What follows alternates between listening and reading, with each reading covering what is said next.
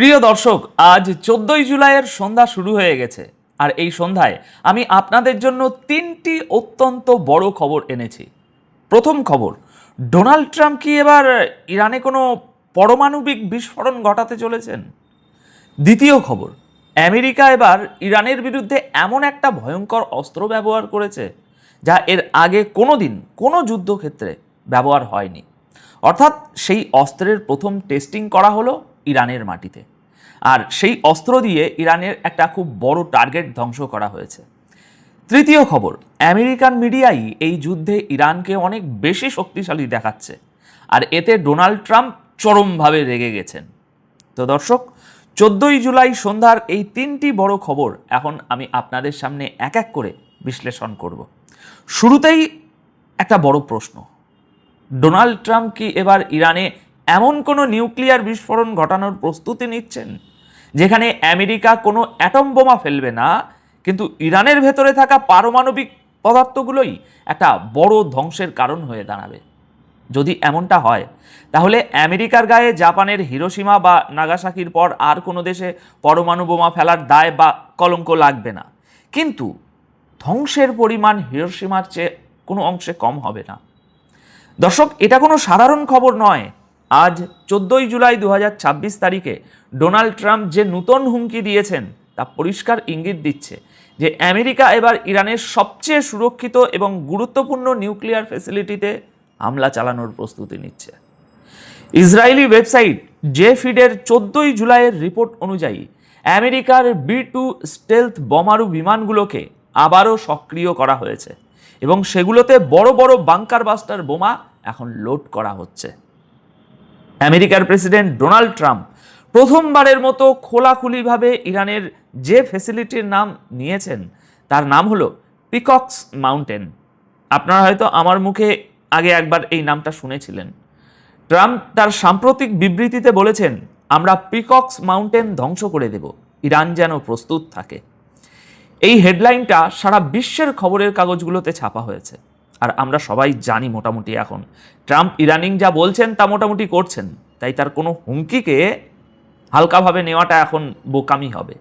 দর্শক, এই পিকক্স মাউন্টেন কোনো সাধারণ মিলিটারি বেস নয়।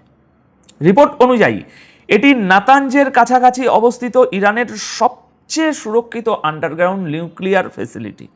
বলা হয়ে থাকে এটা কঠিন গ্রেনাইট পাথরের পাহাড়ের ভেতর 100 মিটারেরও বেশি গভীরে তৈরি করা হয়েছে।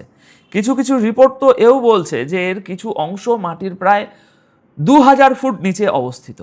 একে ইরানের ফার্দো পরমাণু কেন্দ্রের চেয়েও অনেক বেশি সুরক্ষিত মনে করা হয়। রিপোর্ট বলছে এখানেই হয়তো ইরানের ওই হাইলি এনরিচ ইউরেনিয়ামের মজুদ লুকিয়ে রাখা হয়েছে। কয়েক মাস আগে আমরা এই খবরটাই আপনাদের বিস্তারিত দিয়েছিলাম। এটা মনে করা হয় যে পিকক্স মাউন্টেনের এই আন্ডারগ্রাউন্ড ফ্যাসিলিটিতে এনরিচমেন্ট হল এবং অত্যন্ত গুরুত্বপূর্ণ নিউক্লিয়ার সিস্টেম রাখা আছে।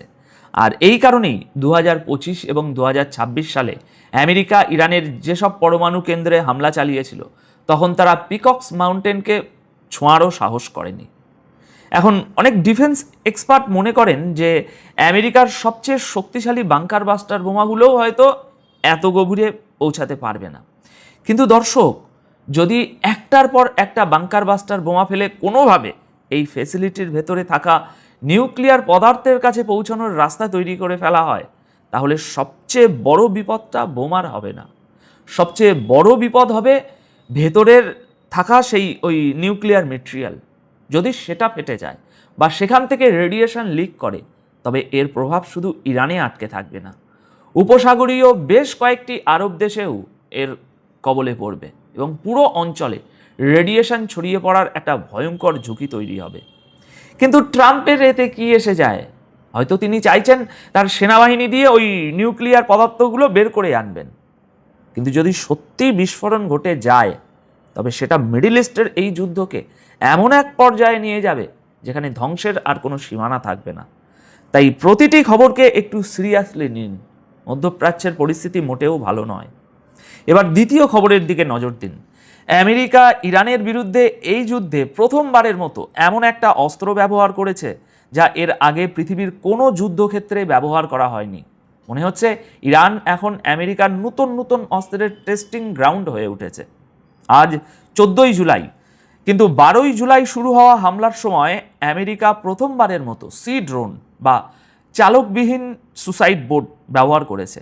আমেরিকার মিলিটারি সেন্ট্রাল কমান্ড 13ই জুলাই রাতে এই খবরের সত্যতা নিশ্চিত করেছে এবং হামলার একটা ভিডিও প্রকাশ করেছে, যা আপনারা শুরু থেকেই দেখছেন। আমি এই ভিডিওর একটা সূক্ষ্ম বিষয় আপনাদের বোঝাচ্ছি, একটু দাঁড়ান। রিপোর্ট অনুযায়ী বন্দর আব্বাস নেভাল বেসে থাকা ইরানের সাবমেরিন এবং জাহাজ, সেই জাহাজের মেনটেনেন্স ফেসিলিটিগুলোতে হামলা করার জন্য 3টে আনম্যান্ড সারফেস ভেসেল পাঠানো হয়েছিল। এগুলোই হলো সেই সি ড্রোন, যেগুলো সোজা গিয়ে টার্গেটে ধাক্কা মারে আর বিস্ফোরণ ঘটে যায়। সেন্টকম বলছে আমেরিকান মিলিটারি তাদের ইতিহাসে প্রথমবারের মতো এই সি ড্রোনগুলো যুদ্ধের ময়দানে ব্যবহার করলো। তাদের দাবি এর উদ্দেশ্য হলো হরমুজ প্রণালীতে বাণিজ্যিক জাহাজে হামলা করার মতো ইরানের যে সক্ষমতাটা আছে, সেই জায়গাতে ইরানকে দুর্বল করে দেওয়া। দর্শক, ইরানের কাছে কিন্তু আগে থেকেই এই ড্রোন বোটগুলো আছে, কিন্তু আমেরিকার অন্যান্য সব অস্ত্রের মতো এই অস্ত্রটিকেও তারা অনেক বেশি আধুনিক এবং বিপজ্জনক করে তুলেছে। এর মানে হলো আমেরিকা শুধু নতুন অস্ত্র বানাচ্ছেই না, তার প্রথম টেস্টিংও সোজা ইরানের মাটিতেই করছে। এবার শুনুন একটা খুব ইন্টারেস্টিং খবর। আমেরিকান মিডিয়ায় এই যুদ্ধে ইরানকে খুব শক্তিশালী দেখানো হচ্ছে কিছু মিডিয়ায়, আর এতে ডোনাল্ড ট্রাম্প নিজেই তার দেশের মিডিয়ার উপর চরম ক্ষিপ্ত হয়ে উঠেছেন এবং তাদের গদ্দার পর্যন্ত বলছেন। আজ 14ই জুলাইয়ের খবর অনুযায়ী ডোনাল্ড ট্রাম্প একটি ইন্টারভিউতে আমেরিকান মিডিয়া, বিশেষ করে দ্য নিউ ইয়র্ক টাইমসের উপর খোলাখুলি একেবারে তোপ দেগেছেন। ট্রাম্প বলছেন আমেরিকার ফেক নিউজ মিডিয়া চাইছে যে ইরানের বিরুদ্ধে চলা এই যুদ্ধে আমেরিকা হেরে যাক। ট্রাম্প দাবি করছেন যে ইরানের মিলিটারি নাকি প্রায় ধ্বংস হয়ে গেছে, কিন্তু এর পরেও কিছু মিডিয়া হাউস ক্রমাগত এমন রিপোর্ট ছাপছে যাতে মনে হচ্ছে ইরান আগের চেয়ে আরও বেশি শক্তিশালী হয়ে উঠেছে।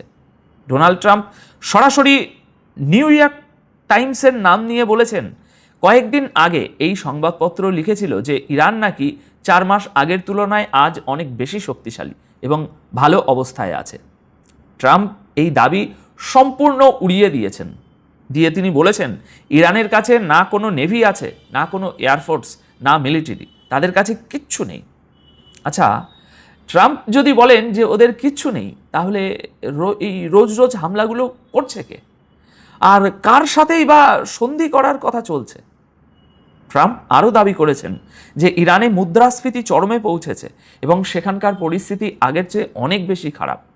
ইন্টারভিউতে ট্রাম্প ইরানকে আবারও হুমকি দিয়ে বলেছেন যদি দরকার পড়ে তবে আমেরিকা ইরানের উপরে আরও কয়েক দফা ভয়ঙ্কর হামলা চালাবে। দর্শক, ট্রাম্প নিউ ইয়র্ক টাইমসের ঠিক কোন রিপোর্টের কথা বলছিলেন তা তিনি পরিষ্কার করে বলেননি, কিন্তু এতটুকু পরিষ্কার যে ইরানের সাথে এই যুদ্ধ এখন আর শুধু ময়দানেই সীমাবদ্ধ নেই। এই যুদ্ধ এখন আমেরিকার ভেতরে, মিডিয়া এবং হোয়াইট